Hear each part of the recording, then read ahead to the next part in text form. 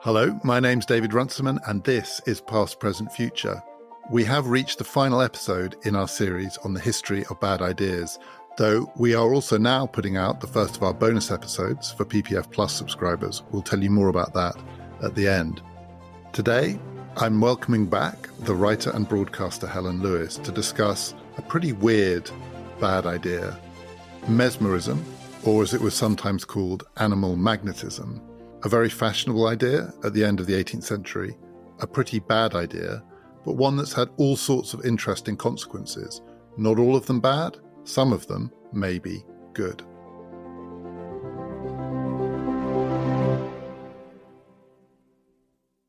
Helen, we should probably start with the man himself. Mesmerism's one of those movements, one of those ideas that takes its name from the person who came up with it. He was an interesting figure in his own right and extremely famous for a while. Just tell us a bit about who he was. He was Franz Mesmer, German, I think? Franz Anton Mesmer, yeah, born in Germany, moved quite quickly to Austria. So he was quite associated with Austria throughout his life.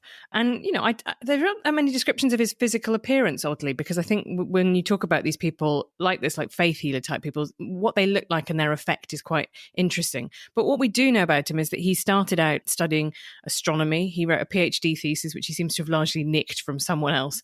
But he became convinced that all illnesses really were caused by the fact that fluid was, you know, there was a magnetic fluid running through the body, and he could run magnets over people, primarily over the bit of them that hurt, and cure it. And I want to put that in the context of the fact that if you think about the period in which he's working, there were mysterious invisible forces. You know, we're talking about a time in which, you know, the oxygen was discovered in the air, for example, or, you know, a little bit after this, Marie Curie and Pierre Curie and Röntgen discovered X-rays, discovered radiation, you know, these invisible forces. Newton had discovered gravity, this invisible force. So you have a population who are quite primed to the idea that someone at some point might discover a mysterious invisible force and it will turn out to be real, which I think now people would be much more suspicious of. So Franz Anton Mesmer turns up with his magnets. You know, and I guess it sort of speaks to that theory of the humours that was very prevalent throughout medicine all the way through the Middle Ages and into the Renaissance. The idea that, you know, dysfunction with the body is caused by some sort of imbalance. And so he runs his magnets over people, and lo and behold, you know, not only do they often report that they're cured, but I think this is key, they often start sort of spasming and fitting, and this goes on for, and they get in these sort of ecstatic trance-like states. There's clearly something that's also quite watchable about it, right? Which is often, I think, a very interesting thing. Oh, look, you're expressing your symptoms in a way that's incredibly compelling to watch. That's intriguing. That's something we should probably note. And as you say, we don't talk about the humours much anymore, but the idea that to cure the body, you have to get it back in balance, that idea has never gone away. It was also the age of what was sometimes called vitalism. So this is the 18th century and then into the early 19th century. Galvanism, so electricity, one of these extraordinary magical forces, and people started to wonder whether they could inject it into things that weren't animate and give them life. So that's Frankenstein and his monster. All of this is going on, and it all fits into that weird category seen with hindsight, where it's science, or it's presenting as a kind of science in its age, but we see it, a lot of it, as pseudoscience. And this was true even then, I think. People were really torn on this question. So some of it seemed to work, like you said, and some of it, certainly as it was presented by Mesmer, was dressed up in the language of science and medicine, and, you know, this can be shown empirically. And at the same time, what you describe sounds like a cult. You know, we might think of it as a cult. And also it's pseudo-religion, right? So some of this was, you know, taking the bad stuff out of people's bodies, waving magnets over them, over the bit that's malfunctioning, a bit of foaming and frothing at the mouth, a bit of twitching. That sounds like an exorcism. So it's in this weird category that both is a kind of science and a kind of religion. Right. And the reason that I wanted to nominate it is because out of this very bad idea comes some very good ideas and some very interesting ideas, which we'll come to in a bit. But you're right. Another of the big tells, apart from people's cures being very spectacular and showy, is the idea that only a specific person can do them, right? If someone gives you antibiotics, it doesn't matter who that is. It's the antibiotics that do stuff. If, however, your cure is entirely dependent on this one guy being able to do it, that's another thing that should probably set off a little, like, alarm bells in your head. And sure enough, Mesmer gave up the magnets and he decided it was actually him. He could do it. And then he started running his hands like above people, more like in a sort of Reiki kind of fashion. And then he decided that this was quite an inefficient way. So they then graduated to the idea that you would sit around a big bathtub type thing with electric rods in it. And he would kind of run his, woo over the bathtub like that. And then you could touch the kind of rod to the bit of your body that hurt. And then I was sort of like a kind of, McDonald's franchise model, in that he'd managed to be much more efficiently conveying his personal charismatic spirit to all of these people. And of course, when you think about something like that, I'm sure that pure peer pressure acted on people. We know from the Ashes conformity experiment that humans are incredibly susceptible to wanting to not feel left out. So if the other 7 people who are all connected to the bathtub start shrieking and fitting, almost all of us would go, oh, I do, I feel it within myself, just kind of out of social embarrassment, if nothing else. A lot of this was him performing his magic on women, which is another tell, you might say, of a certain kind of culty behavior and a certain sort of way in which something seems like it's exploiting the people on whom it's meant to be working. Was he one of them? Was he a sort of, was he that kind of quote unquote charismatic manipulator of women?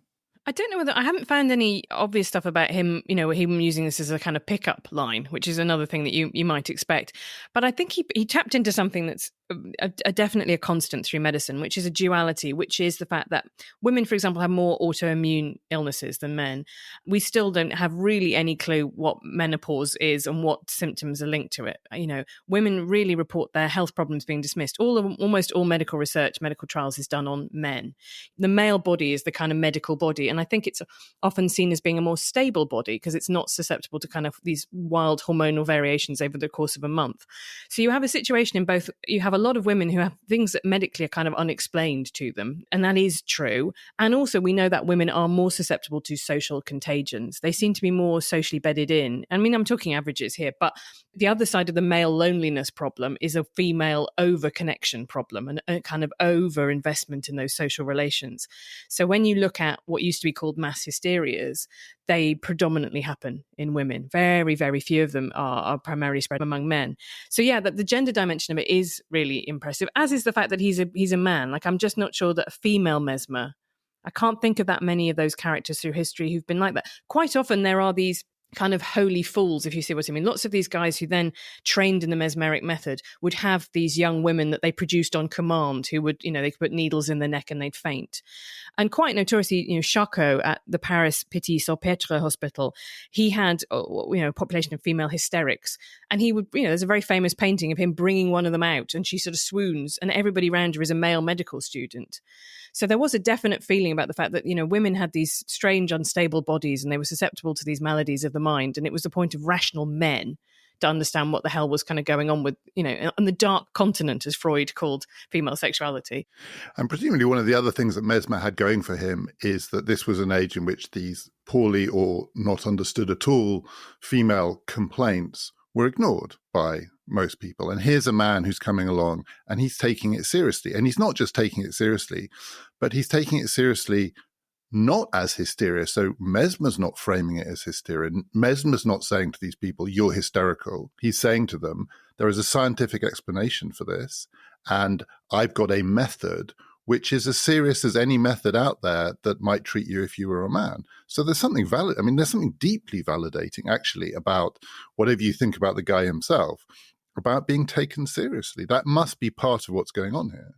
I think it's something that really medicine still struggles with psychological illnesses or, illnesses that are modulated through psychology, because patients need a way of understanding them that doesn't feel demeaning, that doesn't feel like it's all in your head. You could snap out of this if you wanted to, but does acknowledge that the brain's effect on the body is incredibly powerful. So you have reports for people when people get hypnotized, which is really a derivation of mesmerism, and they, are asked to imagine being like strangled, that, you can see that the skin does actually flush. I think that's fascinating to me. Or there's a brilliant Atul Gawande New Yorker article about itching and persistent itching. And people even, will just itch and itch and itch and itch. And one of the reasons they think that is because of proprioception, which is our mental map of our body, gets out of line with where your body actually is. And that mismatch kind of torments you. And that's the kind of stuff that we still, we're kind of creeping towards understanding it more and more. But when people, as you say, when people feel incredibly anxious or whatever it might be, irritable bowel syndrome is an interesting example of that because it's much more prevalent in women, and about 80% of it is functional, as in there is no physical cause. And people will report, for example, that their symptoms get better at the weekend. Now, that is not something that you would expect to happen if it was an allergy to food or an intolerance. Instead, what it is, realistically, is a manifestation of stress and anxiety, and that is causing an objectively really unpleasant physical reaction that no one would choose to have. So it's not demeaning or diminishing to say that is an illness that is, now they use the word functional instead of kind of psychological because people find it less stigmatizing. But that is an illness that is all about something that's got, a disjunction between your gut and your brain. But people feel like, I want a physical illness because that means it's real and people will take me seriously. At the time that Mesmer was doing this, there were lots of attempts to work out whether it worked. A lot of skeptics, a lot of cynics who could see some of the social underlying forces at work here, but also scientists taking it seriously. But there are sort of two versions of that question, does it work? So one is it happening in the way he says it's happening? Are these magnets or this force that's called animal magnetism? Is this having the effect that he's claiming it's having? And the other more basic question is, are they feeling better, right? Is something happening in the room? Is this all fake? Are these women actually... And we'll come on to hypnotism in a bit. With hypnotism, people often, is the person who seems to be hypnotized actually in on the con here? But that second question, not is animal magnetism as described by the magnetists the scientific force they claim it is, but when these people come out of the room, are they feeling better? On that second question, even in the early 19th century, right, people were starting to think the answer to the first might be, no, it doesn't work. And the answer to the second might still be, yes, it does work. I mean, that's part of the weirdness of the discovery of these things and the attempt to apply the scientific method to things that are on one level fraudulent. What are you meant to then think if people do feel better? Yeah, and one of the really weird things about the placebo effect is that it works even if you know you're being given a placebo. And I think it's something that, we should really think about when we're talking about modern medicine. But, like when you're thinking about structuring the NHS, there is a version of the NHS that is optimized for peak efficiency. We get people in and through the system. They, the GP appointments are 8 minutes, we can all this kind of stuff. And it ignores the side of medicine, which is fundamentally, you want somebody to listen to your problems, acknowledge that you feel appalling, and work with you to reframe what your life looks like. Often in this case with a chronic condition, living with that condition. And I think that's the same impulse that makes people, for example, want to do tarot or fortune telling. It's a way of ruminating over your problems, reframing them, maybe trying to kind of understand the story of your life and what's happening to you. So this is why I nominated mesmerism as a bad idea, because out of mesmerism, we get the concept of the, randomized controlled trial, the gold standard of modern medical and scientific research. So Mesmer tips up in France. He kind of basically gets drummed out of Vienna. He tries to cure a blind pianist. And that one, I'm afraid, dealing with sort of like middle-aged ladies with anxiety disorders was kind of his speed, but dealing with actual physical blindness, as you might imagine, stumped him. And he tips up in France, and the Queen is Marie Antoinette, who's Austrian, so she's quite interested in him. Louis XVI has had he's had a whole suite of medical problems, which we can go into later. But they basically ask for commissions to look into this phenomenon. Mesmer refuses to engage with it. One of his disciples engaged with it, and they do a double-blind trial, which is the trial where neither the person who is receiving the treatment or the person who's delivering the treatment knows whether they're in the control group or the real delivery of the treatment. And so they have a woman who, the mesmerist is standing behind the door, and she starts sort of falling about and fitting. He hasn't actually started yet, or, isn't doing it. And then they give someone some of this magnetized water, for example. And when they're told it's the magnetized water, they start having the fits. When they're given magnetized water, but just said, have a bit of water to recover, and it is the magnetized water, they think, thank you, how refreshing. And the kind of people who are involved in that are fascinating. So Lavoisier, who is now seen as the father of modern chemistry, is involved. Monsieur Guillotin, who, bless him, wanted to make, execution less painful. He was, he was a scientist, now unfortunately remembered as a kind of, ushering in the monstrosity of the guillotine. And Benjamin Franklin, who had spent time as the American ambassador to France. So you have these kind of luminaries of the 18th century grappling towards what we would now think of as the scientific method. Debunking mesmerism is part of the formation of modern science. One thing that my father used to say, and it's always stayed with me because I never completely understood it, is, as a piece of sort of life advice, it's very important to be able to tell the difference, he would say, between a mountebank and a charlatan. And I always think that sounds really important. What is the difference between a mountebank and a charlatan?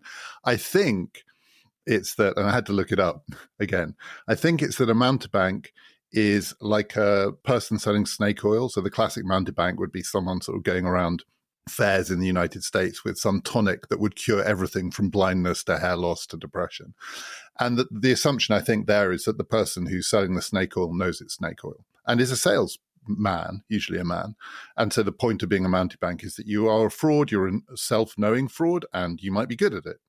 Whereas a charlatan is someone who has a kind of pretend knowledge, often a pretend scientific knowledge. So is claiming a knowledge that they don't have, or is claiming that something meets a standard that it doesn't meet. But it could be not particularly self-knowing. In fact, I think it could be that the charlatan may be a sort of pretentious person. Pretentious people often don't know that they're pretentious. That's one of the things that makes them quite hard to take sometimes. Maybe mountebanks are more appealing than charlatans, because with a mountebanks are kind of fun. Snake oil salesmen, you're going to have a good time. With charlatans, you're going to have to listen to their endless pretentious theories about how the world works, which they may well believe. Now, maybe I've got that distinction wrong, but if I'm roughly right, do you think Mesmer was a mountebank or a charlatan? Because it's important, not least because there is that question about how much the person performing these things needs to believe in them. On the other hand, how much you think actually that the show is what matters, in which case you want the person to be quite self-conscious about how the show works.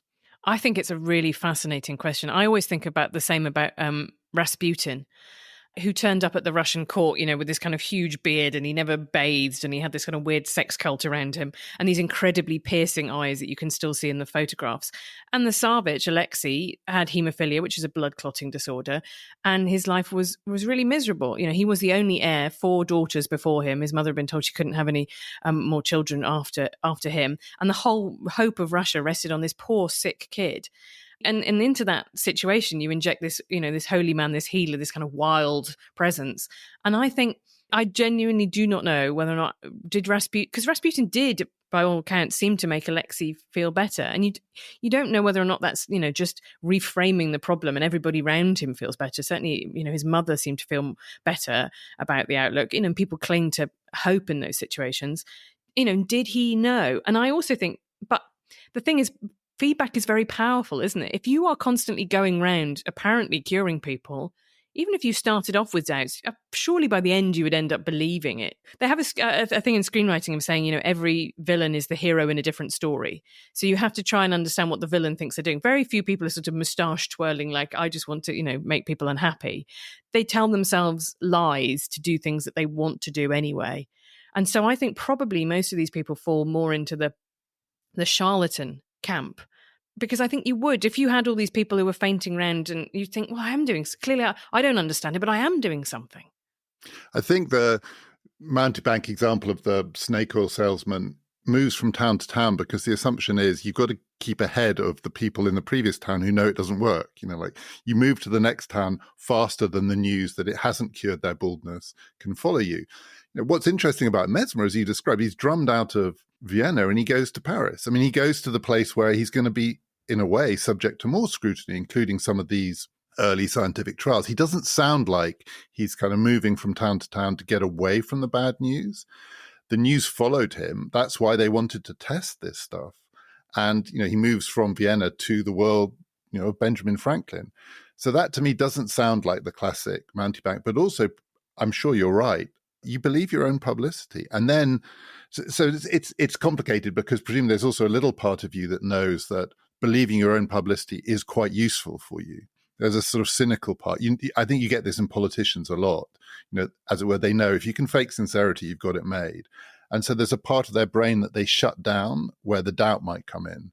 You get it classically with 19th-century preachers and clergymen who thought, I better not read Darwin, because if I read Darwin, my sermons are going to sound a bit wobbly, so I'll just not read it. I will keep myself in my hermetically sealed bubble of faith, because then the faith will be genuine. I also think it's fascinating, but it's complicated. And I suspect with Mesmer, it was pretty complicated too.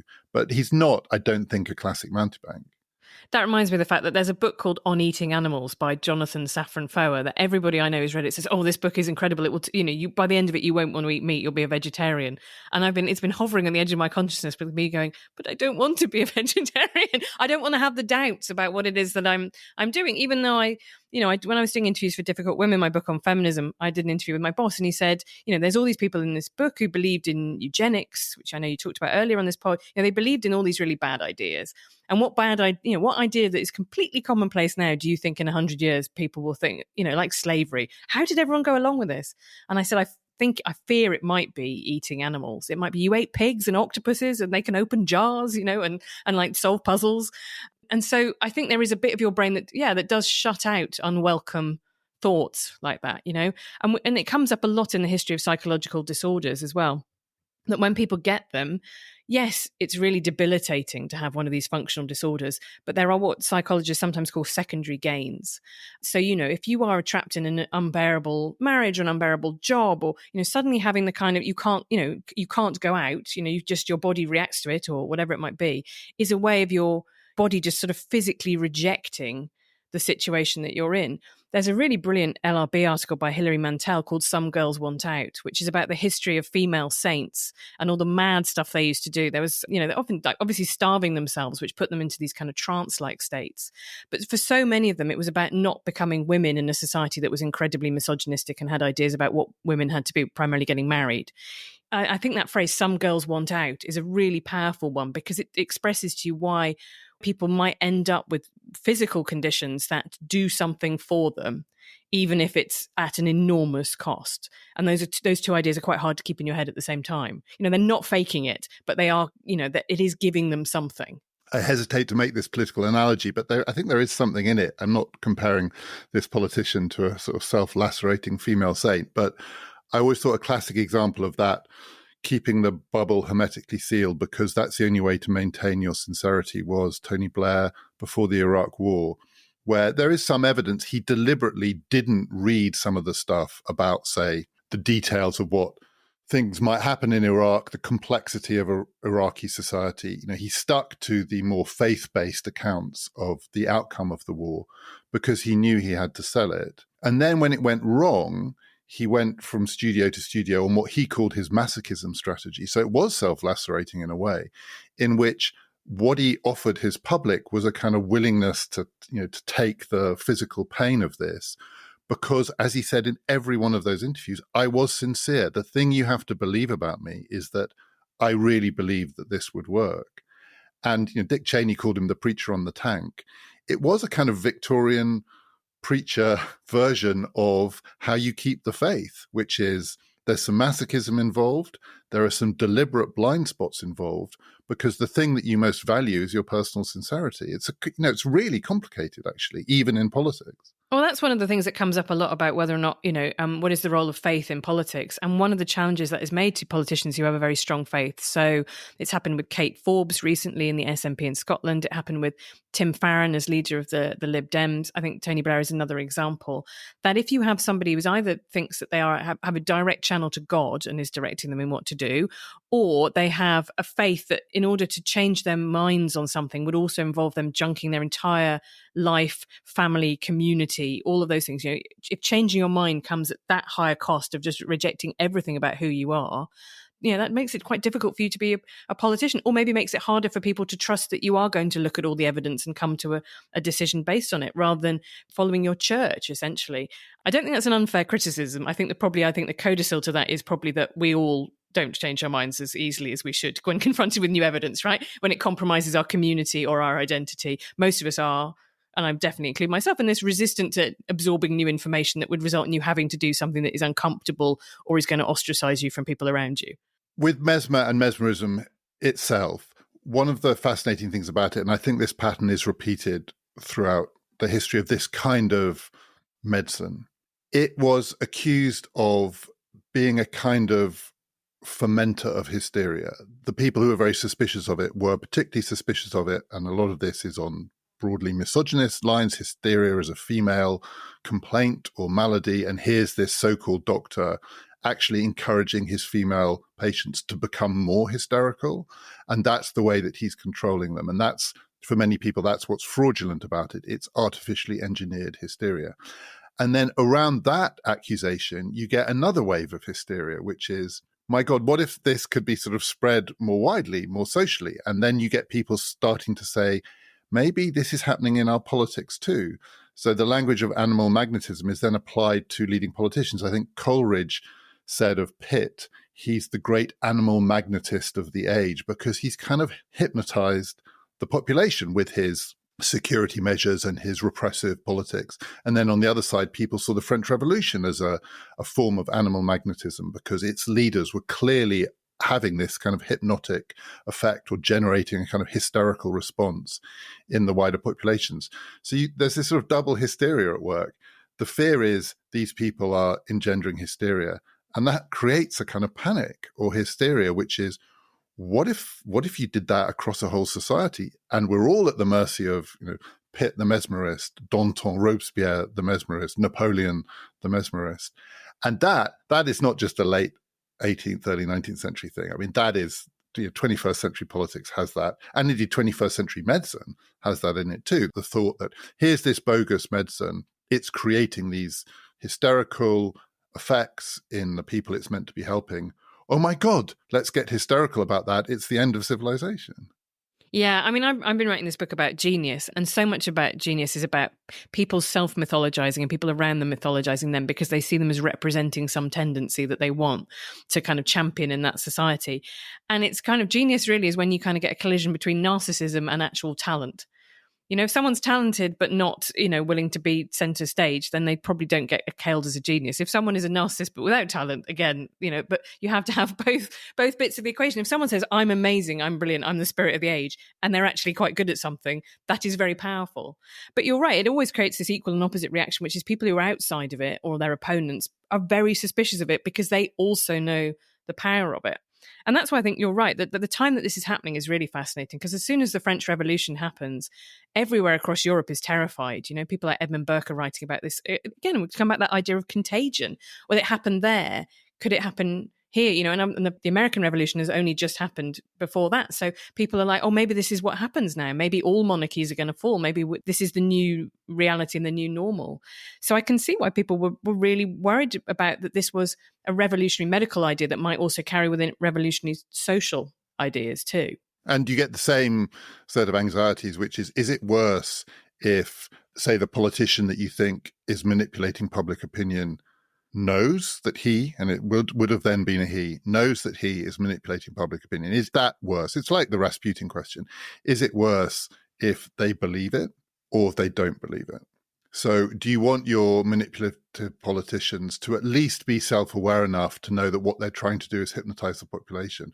Or is the real terror when the French people fall under the sway of a mesmeric charlatan who believes that what he is doing is social justice? And that's when you get chaos, because one of the questions is always, do these people know when to stop? And I think there's sometimes a hope that the cynical mountebank manipulator politician has some sort of self-interested understanding of when to get the hell out of Dodge, Right, and I would put Boris Johnson probably in your mountebank, right? In that I feel that he had a shtick, and he developed the shtick very early, and it was bumbling and posh, and I need to be saved. And when you read, I think it's Claire Watson's book about number 10 during the coronavirus, he spends all his time, they make it what she calls a puppy gate. Basically, like, those things you put at the top of the stairs so that toddlers don't fall down them. They basically put one of those to keep him in the Downing Street bit in isolation. And he's sort of treated like a toddler. And he found this way to both sort of wang on about Cicero, but also act like he needed to be kind of nannied and babied, and people needed to take care of him all the time. And I think that was fairly openly cynical. And in a way, I think it was, I think those people just pivot to the next thing, right? You just see them. And I wrote a piece that was about extremophiles, which is about people who are attracted to really extreme ways of life. So they go from being, a communist to being the ultimate neocon, or they go from being an Islamist to now being an anti-radicalization activist. And the common thread throughout all of it is that it's all about me and my personal journey, and I'm embodying whatever thing I'm, and I believe it incredibly strongly while I believe it. And it doesn't surprise me, for example, that Ayaan Hirsi Ali has ended up coming to religion, after having been a big advocate for secularism and a big critic of Islam. I think there's a fundamental need to belong that religion captures a lot of, and political and social movements capture a lot of. And when those are taken away from people, they probably look for a different one rather than living without it if you've had that in your life. And Tony Blair, teenage student Trotskyite, ultimate neocon, and his journey in his own mind was self-described as a journey, and it was a journey of faith. I mean, I think the other interesting person here is Dominic Cummings. So in the Johnson administration, so Dominic Cummings has a bit of a Rasputin vibe to him. I actually think he probably is a genius of some kind. On your description, he has some extraordinary gifts and insights that almost no one else has. He also clearly, there's some narcissism at work, but there's also real belief. I've stopped now, but I was for a while an avid reader of his Substack. Incredibly long Substacks, yeah. Incredibly long Substacks, long pieces about Bismarck. But he and Johnson were an interesting study in what happens if you pair these two types up. And I don't think Dominic Cummings did know when to stop. He had to be drummed out of town. He didn't leave of his own accord. And he's still around. And he still, I think, has a belief that the big game has yet to be played. Yeah, I mean, I interviewed him for my series about WhatsApp and Westminster, and I did like him. He's genuinely, I know the criticisms of that government. I made many criticisms of that government and the way that he treated people. But you're right, there is a kind of, almost sort of like a Rousseauian kind of untamedness to him, right? In that he just has no social skills whatsoever, and he doesn't care what people, he does care what people think of him. I think the way I would express it is he doesn't care whether or not people think he's an evil genius or a brilliant genius, as long as they think he's a genius, which is quite unusual. He doesn't want to be liked. He just wants people to think he's brilliant and insightful. And, I can see that would take him down some very bad paths. And my kind of criticism of him is summed up as basically, if you're so smart, why didn't you think it was a bad idea to fall out with your boss's wife? Right? Just that fundamental, he has these brilliant ideas about power, but he doesn't understand the mesmeric bit, I think, personally, or he doesn't have it personally himself, in the sense of he can't lie to people and tell them what they want to hear. And that's something that I think comes up in all of these. When you think of Mesmer dealing with these people, who were coming to him with their complaints, he must have had to listen to a lot of people moan, essentially, about their personal lives and problems. And there is a big part, and I think Tony Blair would have done that, right? Tony Blair would have made you feel you were the most special person in the world. He was totally invested in listening to your problems. He would have made eye contact. He would have remembered your name. He would have sent you a thank you card afterwards. And that level of personal charisma is very different from the brilliance that I'm talking about. And I think I too also see in Dominic Cummings in that he's prepared to think the unthinkable. He thinks the only way to get Brexit is to force it, is to prorogue Parliament. And I know that's breaking democratic norms. I don't care. I really want Brexit done. Or the argument that I had with him, which was about, why did you put Boris Johnson in number 10 when you, by your own admission, thought he was, deeply subpar? It was the only way to get Brexit done. He's just very attuned to the idea that if he wants stuff, he doesn't really care what rules he breaks. And that is a very modern idea of genius, right? As disruptor. That's why he really loves Sam Altman. I mean, I don't quite understand quite why he likes Bismarck to the same extent, because I think Bismarck was quite a rule follower. But you know what I mean? That very modern idea of brilliance, which is about rules are for little people. And the special people need to be allowed to disrupt, and maybe they shouldn't be made to pay all their taxes, or they should be allowed to, break the copyright of all books to chain their large language models. That's the only way we get progress done. You don't make an omelette without breaking a few eggs. I think he thinks he's, unlike all of the historians who studied Bismarck, he's the person who spotted that deep down Bismarck was a rule breaker. I've met him once, quite a long lunch. Me and Helen Thompson were trying to persuade him to come on the podcast we previously did. We had a long lunch with him in a pub. He was mesmerizing. I mean, I think if I'd come back from that meeting, that's the word I would have used, which is interesting because mesmerizing, it has positive connotations. He was fantastically indiscreet.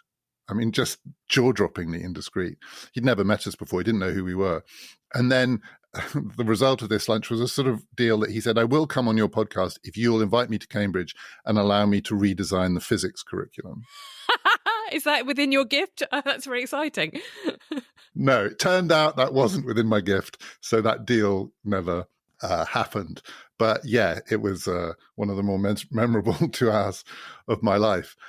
I want to ask you about another contemporary analogy for mesmerism, which touches on some of the things that we've talked about here.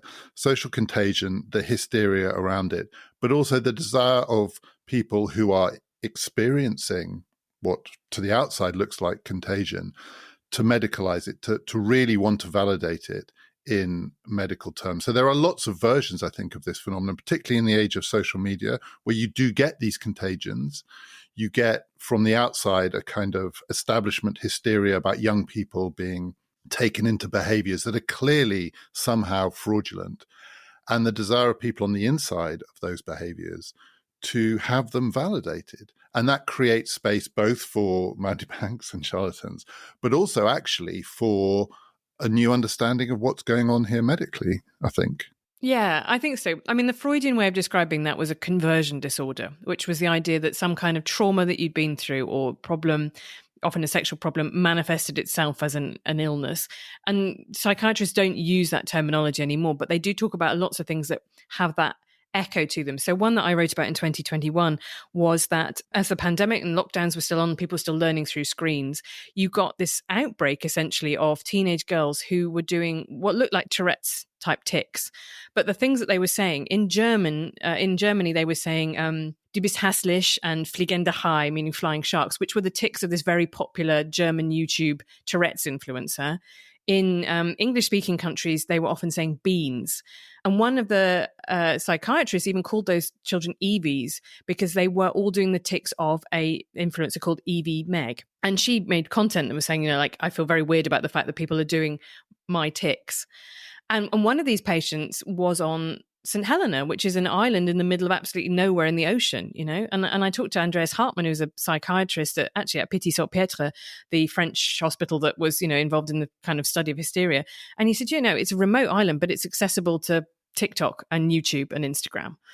And the thing was that people will get, at the time I wrote it, people were very cross about the idea that you would say there was any kind of psychological component to this. They said Tourette's is a real illness. For too long, it's been stigmatized.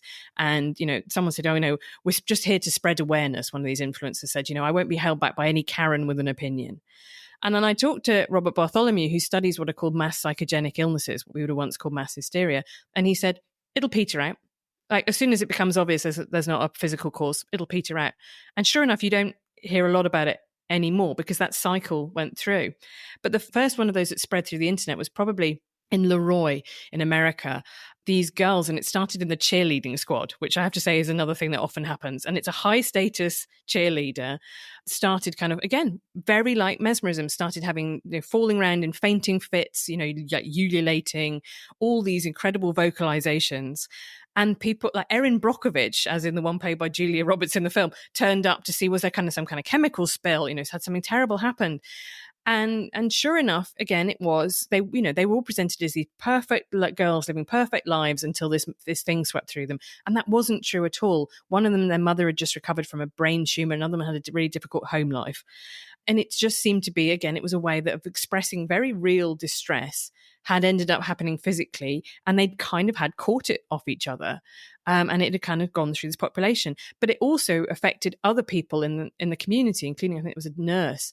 And that was the first time that ever something like what you saw with mesmerism and the bathtub had spread through the internet. And that's what's really interesting to me is that, Mesmer had it only, even with his bathtub, he was only able to do kind of a dozen people at a time. Now, if you have these very influential influencers, they can reach thousands of people at any one time. And so you are beginning to now see effects like that, the things that we're talking about, that can just spread like absolute wildfire because they don't require that one-to-one human connection that we always thought, they still require a charismatic human at the center of them, but that charismatic human can be at the center of a screen. And the thing about those influencers is they're making content all the time. They encourage these really strong parasocial relationships where you feel like they're your friend, they're telling you about their struggles at school or that, this is me going out in the day. People feel like this is somebody that they know. And that is the conditions, it turns out, to be able to spread mesmeric type behaviors.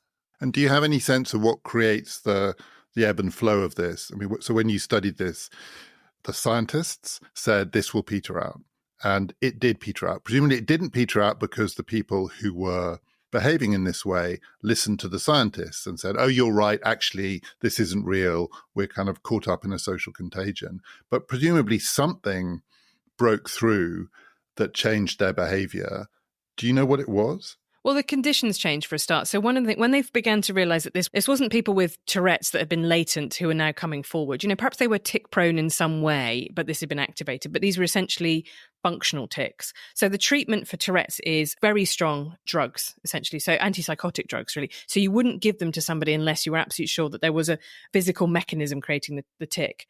And in any case, a lot of the advice about tics is that, try and ignore them and try and not focus on and live your life around them. And that will actually help them kind of fade into the background slightly.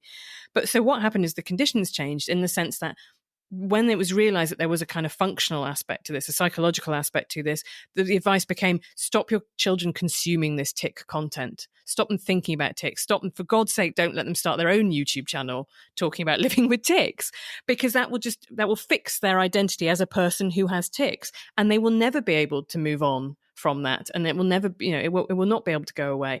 And that was tough. There was both kind of pushback from kids who had found community, they'd found a sense of identity. They'd found for the first time maybe people wanted to listen to them.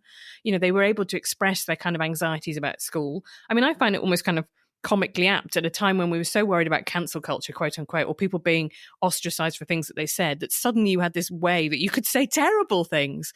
And coprolalia which is saying swear words, is generally, I think, only about 10% of Tourette's patients, but seem to be unusually high in this population. And you thought, well, you know what, if you are a teenage girl who's terribly worried about what you can say, this allows you to vocalize something within yourself. So yeah, the conditions changed in the sense that people went back to in-person schooling.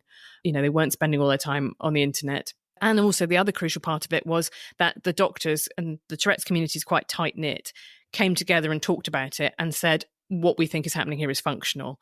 And so our treatment, and at that point when, if someone had turned up and sort of said to people, this mesmerism's all bollocks, quite a lot of them some of them would have become die hard, would have just rejected it and said, well, this is the typical, scientific establishment, doesn't understand things.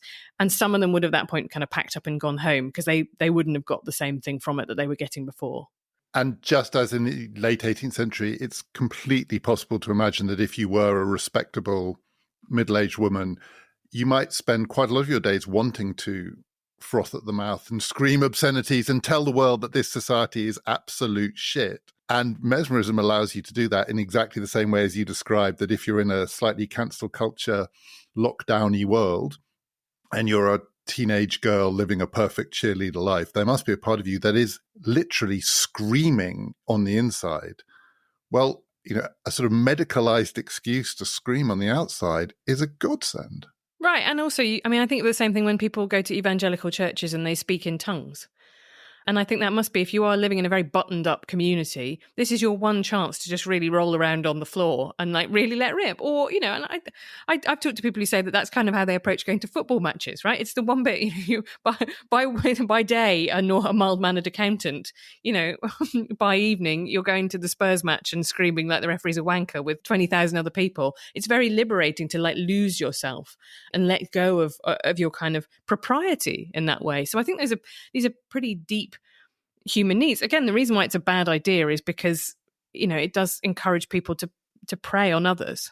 If it comes back to your charlatan mountebank question, if it does allow people who are just overtly there to fleece people out of money. And, I think about psychics in this way, the kind of promise that you're going to be able to talk to your dead child.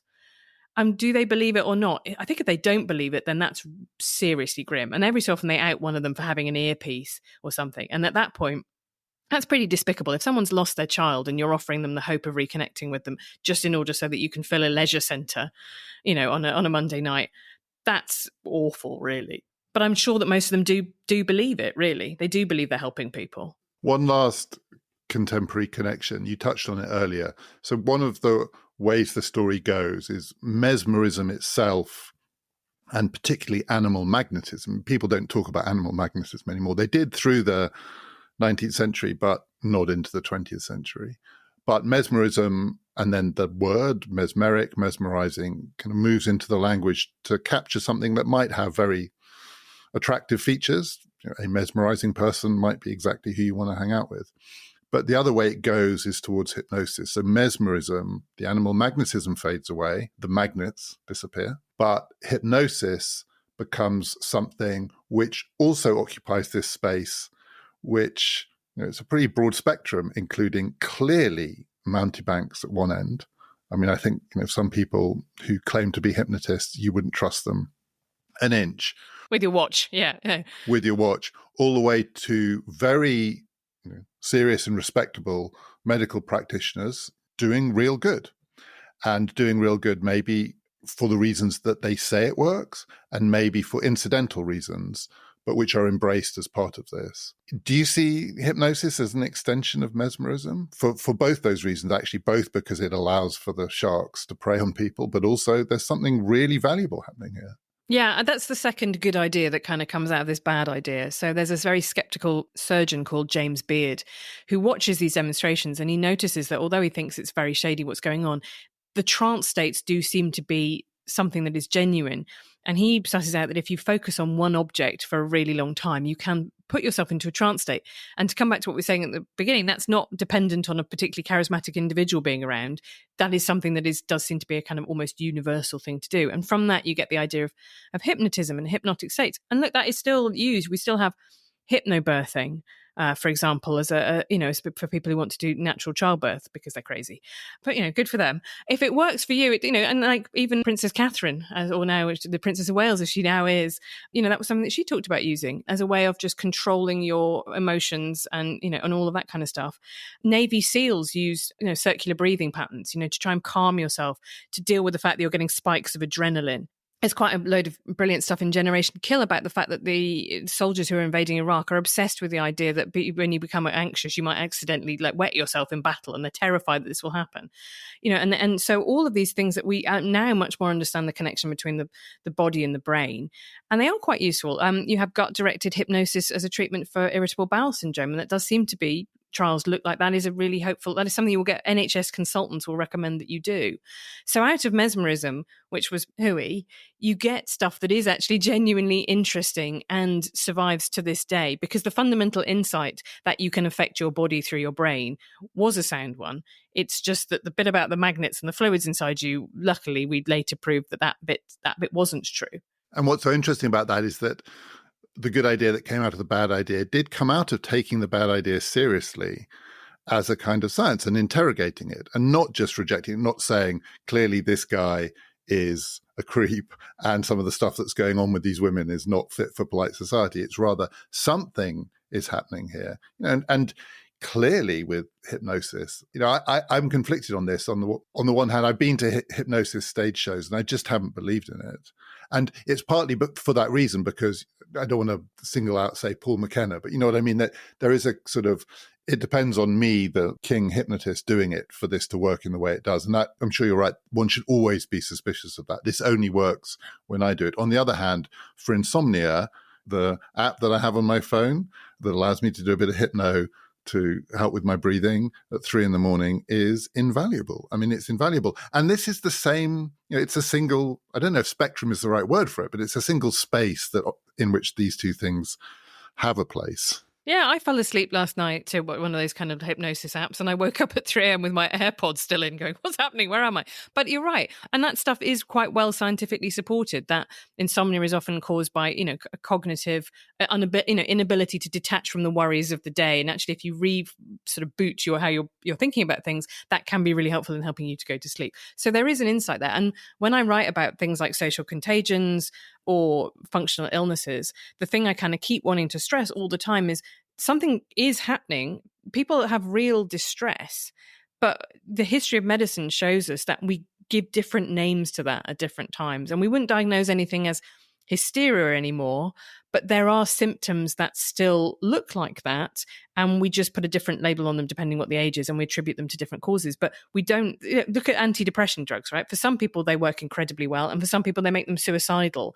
We don't really understand what it is yet that we're doing when we're doing stuff to the mind, and a lot of it is kind of, luckily, thanks to the scientific method, feeling our way through about what seems to work and what doesn't, without necessarily deeply understanding the mechanisms underneath it. So of all the bad ideas you've had in this series, I think this is one that's more of an edge case than a kind of flat out, just everything about this was bad and should be consigned to the dustbin of history, because it did lead us to really interesting places.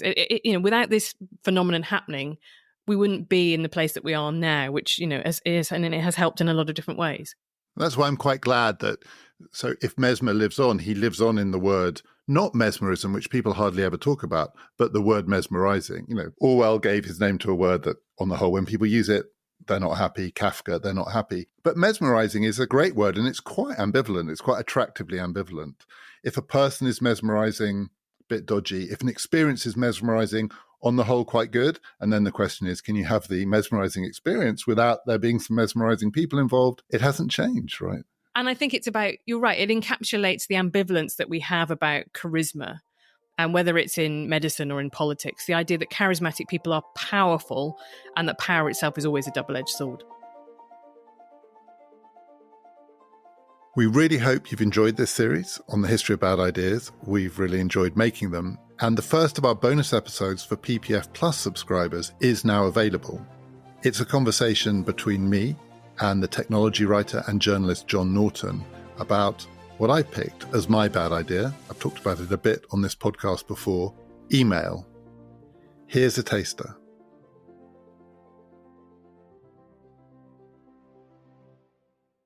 I remember hearing someone say the thing that should have been built into email early on is a tiny cost for the sender. I mean, even if it was a financial cost, it could be a very, very small cost. But we know from all sorts of other experiments that if there's a tiny financial monetary implication in an action, it changes people's motivation. Whereas the trouble with this one is the cost is all in time, some other little barrier in the way that you have to get over in order to signal to the recipient that the person at the other end has had himself or herself or themselves to make a choice about whether this was worth sending, because it's the absence of any confidence that that process has been gone through on the other side, which for me is the profound frustration of this technology.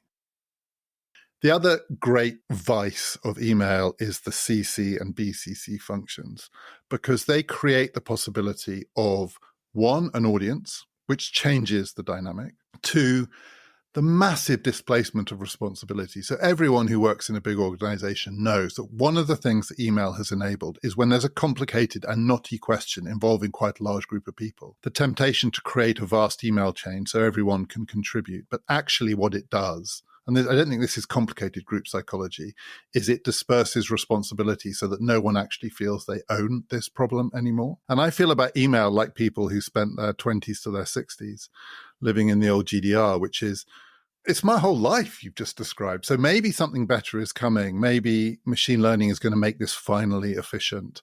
Maybe we've just got to get through, as you said, this mess and we'll find the right ways to use it. But the whole of my working life, I feel, has been overshadowed by some of these miseries that I think it's engendered. If you would like to hear the whole conversation, do please subscribe to PPF Plus. Just go to ppfideas.com. You'll get this bonus episode, the next one that's coming soon, on VAR, video assistant refereeing, but trust me, it's not just a conversation about football, it's a conversation about whether people can handle the truth. And all of that is ad-free listening. Coming up next time, on Thursday, I'm resuming my series on the great political fictions that we started earlier this year before we got sidetracked by freedom and bad ideas. And I'm picking up the story with my favourite novel of all, George Eliot's Middlemarch. This has been Past, Present, Future, brought to you in partnership with the London Review of Books.